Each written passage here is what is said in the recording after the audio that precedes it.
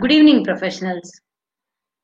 During the past few weeks, in our 9th Corporate Law webinar series, we have been discussing about the provisions on the Labor Code, our Part 9 Wednesday webinar series. Today, we are going to complete the Code on Wages session, the Part 4 session. During the past 3 weeks, we discussed about the wages, the payment of wages, the overtime wages, the mode, time limit and payment of wages. And last week, we did discuss about the CAB, SAB, your Central Advisory Board, State Advisory Board, and the mode of making a claim and settling the payment when it comes to payment of wages. And we finally discussed about the audit necessity and the mandatory provision for the audit and the records maintenance, the various statutory registers to be maintained. Today, we are going to conclude this session on the Code on Wages, the fourth topic which we have taken, by discussing about the miscellaneous provisions related to it. We will be starting with the ICF, the Inspector cum Facilitator, the power as a civil servant, what functions he will perform, the exemption from the employer's liability, and what is the onus, the burden of proof on the employer when it comes to showing his particular liability towards the payment of wages, and what kind of protection is available against attachment of the employer's property assets with regard to such claim. The average rate of wages paid in India, we are going to bring in some statistics. Thanks to Aishwarya for bringing in some statistics and also to bring in 2 case laws relevant to this subject. Chapter 7 deals with ICF. Appropriate government may appoint the inspector cum facilitator to exercise their powers through the state or the geographical limits which are assigned in relation to one or more establishments. Such AG, we have already come across the definition of who is an appropriate government, the central or state government with the necessary powers ascribed to it.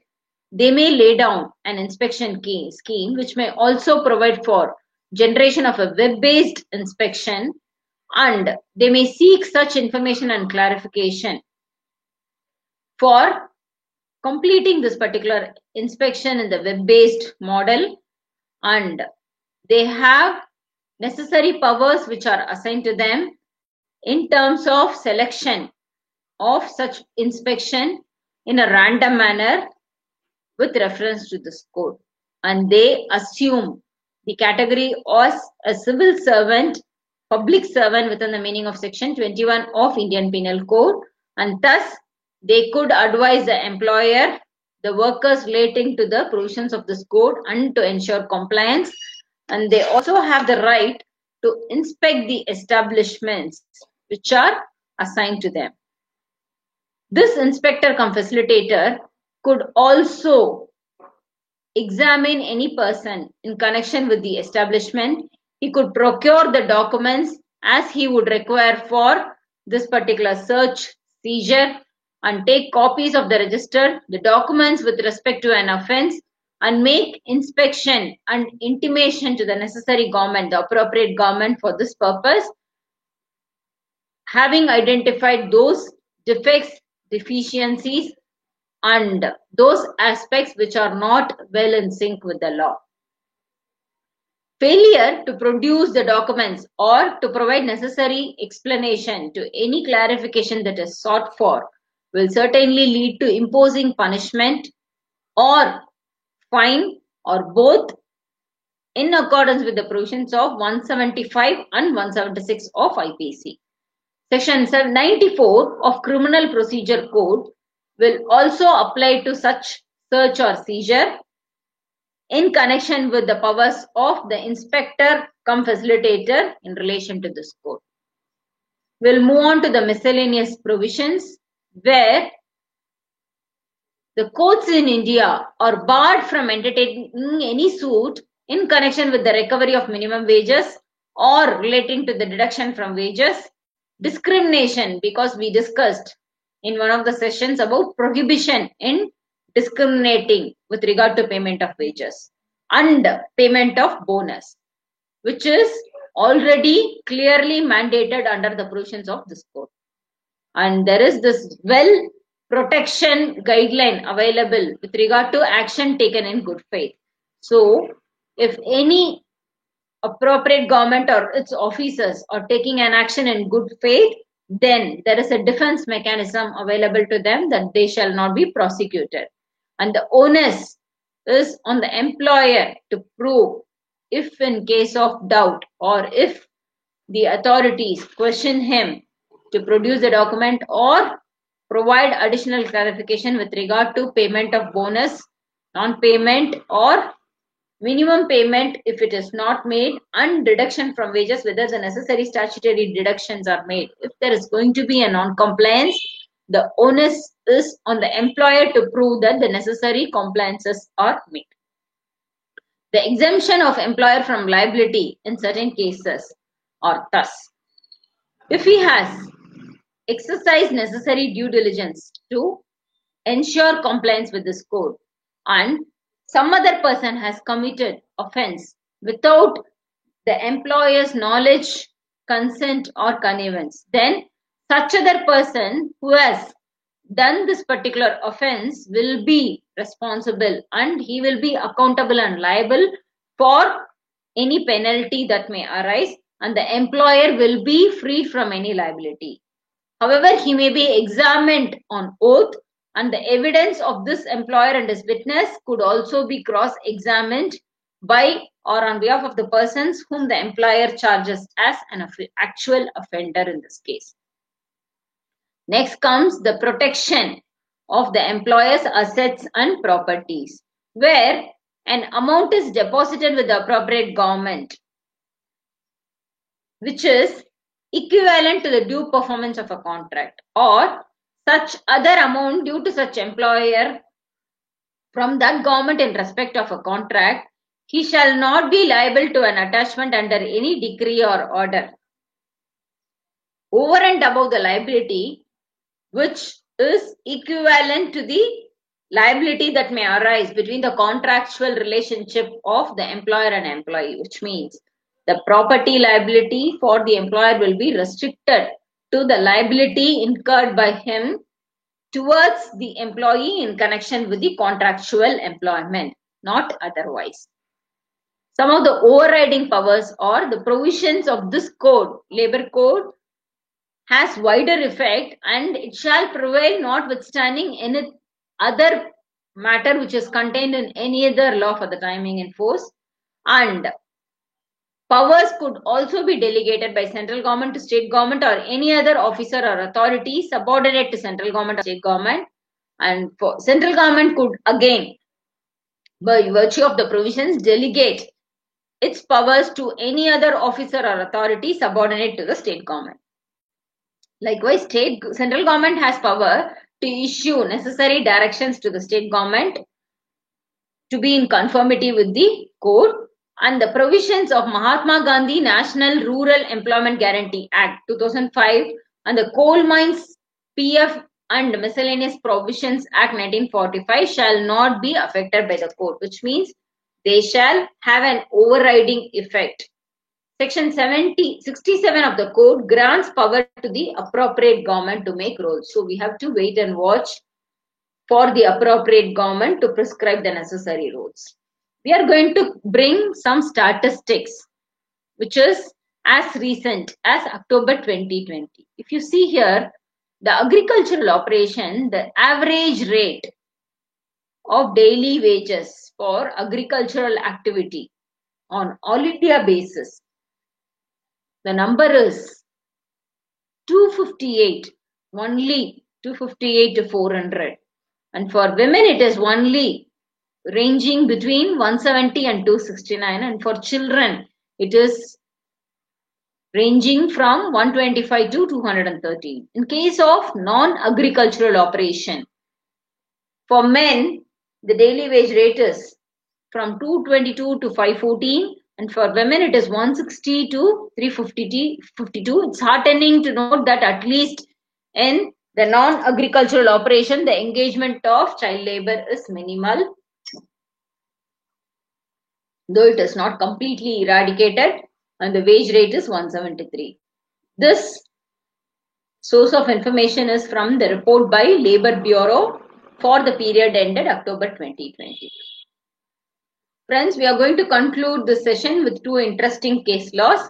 If you have any questions, we'll be happy to take it in the meanwhile.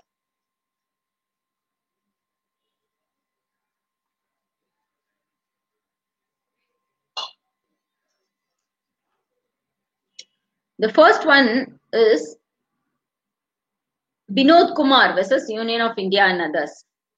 Binod Kumar is the respondent and Union of India is the petitioner.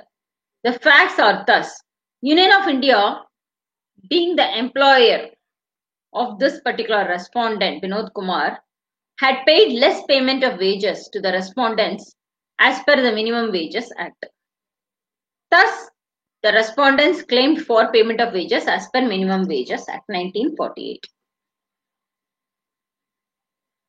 Petition was filed before RLC, the Regional Labour Commissioner Central. The Labour Commissioner, being the authority who is conferred powers under MWA, had directed the petitioner, in the instant case being the Union of India and others, to make a settlement of 17,194 to the respondent, this Binod Kumar, towards the claim of less payment of wages.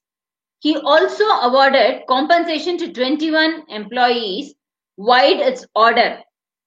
This RLC awarded its order wide its order dated 1st Feb 1988. Further, in its order, 8th December, it refused to review the order as well. Thus, a writ petition was filed before the Patna High Court. Aggrieved by this order of RLC Central, the petitioner, the Union of India and others, challenged the order of RLC in the Patna High Court. The fact in question is whether the authority, the RLC here, Central, has necessary jurisdiction to have this claim settled for less payment of wages under Section 20, subsection 1 of MWA. The contention which was made by the petitioner, Union of India and others, was that once the complaint is made for less payment of wages, the jurisdiction of authority under MWA is ousted, and such claim can be entertained under two labor legislations, such as either under Payment of Wages Act or under Industrial Disputes Act. The Lordship, why this judicial precedent, the Manganese Ore India Limited versus Chandilal Sadhu, relied on this decision, which was referred again by the petitioner. The Minimum Wages Act is concerned with the fixing of rate of wages and not the enforcement of payment of wages. Section 20, subsection 1 of MWA can be availed only in case of payment of wages less than the minimum rate.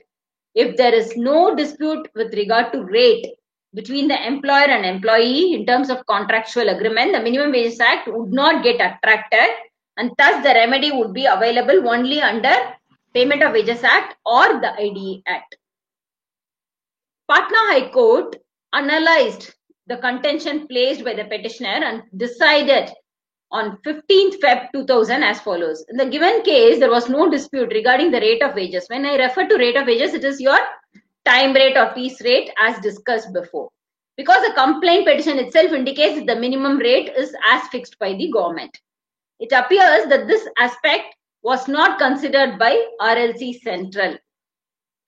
Thus, the authority had no jurisdiction to pass the order by exercising its power under MWA.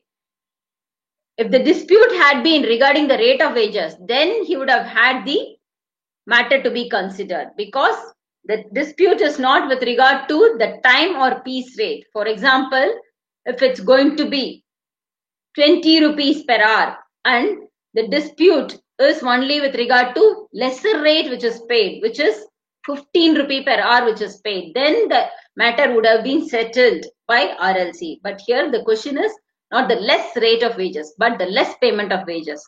When in the illustration, if it is going to be the total sum of 400 to be settled, the rate of wages was only 20 per hour, but the payment was 450 to the affected party, in which case the rate of wages, there is no reduction, but the payment of wages, there is a reduction, and hence they mentioned that it will not fall within the purview of MWA, minimum wages. It should have either come under ID Act or under Payment of Wages Act. Thus, the impugned order passed on 1st Feb 1988 was quashed.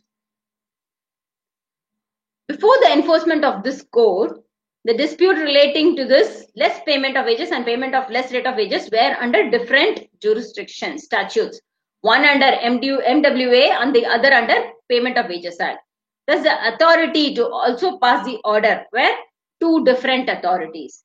However, now we have the labor code where it is an unified code, and thus whether it is going to be a less payment of wage or less rate of wages which is paid, both will fall under one roof. Is all that we would like to say.